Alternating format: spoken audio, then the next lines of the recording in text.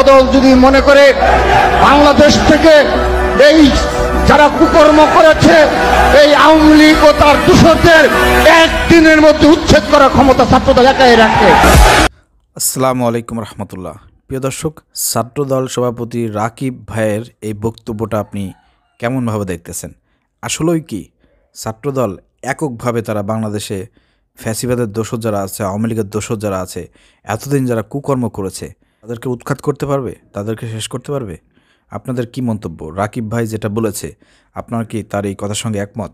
একটু কমেন্ট করে আমাকে জানাবেন। কিন্তু আমার একটা বিশ্লেষণ আছে প্রিয় দর্শক, যেহেতু ছাত্রদল এখন মোটামুটিভাবে অন্তর্বর্তীকালীন এই সরকারের সময় এবং ছাত্রলীগ যেহেতু মাঠে নেয় এবং তারা নিষিদ্ধ, তো এখন তারা মাঠ চষে বেড়াচ্ছে, বিভিন্ন জায়গায় প্রোগ্রাম করতেছে, বিভিন্ন ইউনিভার্সিটিতে, স্কুল কলেজে, সেখানে তারা কমিটি তারা প্রকাশ করতেছে।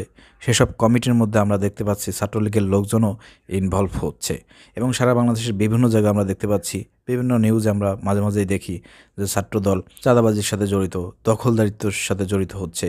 তো আমি ছাত্রদল সভাপতি রাকিব ভাইকে বলতে চাই, দেখেন, আওয়ামী লীগ ফ্যাসিবাদদের দোষর যারা আছে এবং যারা এতদিন কুকর্ম করেছে এদেরকে উৎখাত করার জন্য বাংলাদেশের এই অন্তর্বর্তীকালীন সরকার আছে, সরকারের প্রশাসন আছে, এদেরকে নিয়ে আপনাদের চিন্তাভাবনা করা লাগবে না।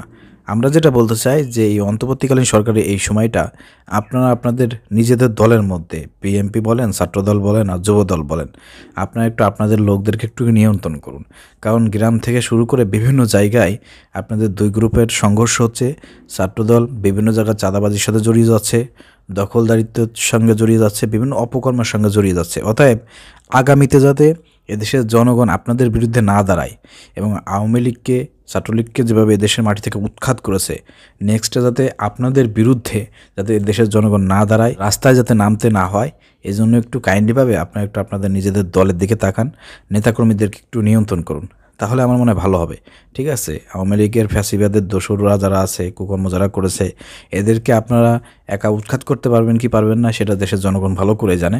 বিগত দিনে আপনারা স্বৈরাশাসক হাসিনা ক্ষমতায় থাকাকালীন আপনারা কতটা আন্দোলন করেছেন, কতটা মাঠে ছিলেন, আর বাংলা জামাত ইসলামী, ইসলামী ছাত্র শিবির কীভাবে মাঠে ছিল, বৈষম্য বিরোধী ছাত্র আন্দোলন কীভাবে মাঠে ছিল, সেটা কিন্তু সবার জানা আছে। তো অতএব এসব বড় বড় কথা বলে নিজেদের ব্যর্থতা ঢাকার চেষ্টা করবেন না। আশা করি বুঝতে পেরেছেন।